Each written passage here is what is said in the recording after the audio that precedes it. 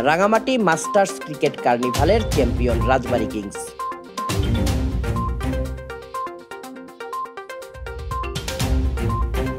রাঙামাটির চিংহলা-মং মারি স্টেডিয়ামে জেলার সাবেক খেলোয়াড়দের সমন্বয়ে 2 দিনব্যাপী চলা মাস্টার্স ক্রিকেট কার্নিভালে চ্যাম্পিয়ন হয়েছে রাজবাড়ী কিংস।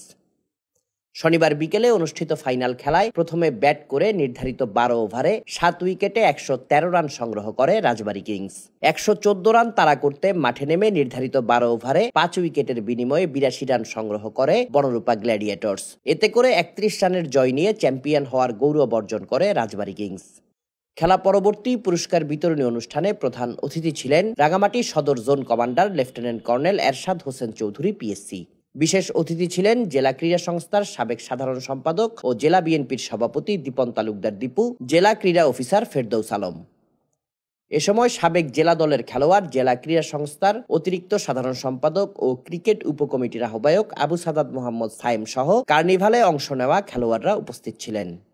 বক্তব্যে জোন কমান্ডার বলেন, রাঙামাটিতে ক্রীড়ার উন্নয়নে সেনা জোন সর্বোচ্চ প্রচেষ্টা দিয়ে কাজ করে যাচ্ছে। জেলার ক্রীড়াঙ্গনকে সমৃদ্ধ করতে সেনাবাহিনীর পক্ষ থেকে সার্বিক সহযোগিতার আশ্বাস দেন তিনি। আলোচনা সভার পর অতিথিরা চ্যাম্পিয়ন দলের খেলোয়াড়দের হাতে ট্রফি তুলে দেওয়ার পাশাপাশি অংশগ্রহণকারী সকলের হাতে মেডেল তুলে দেন।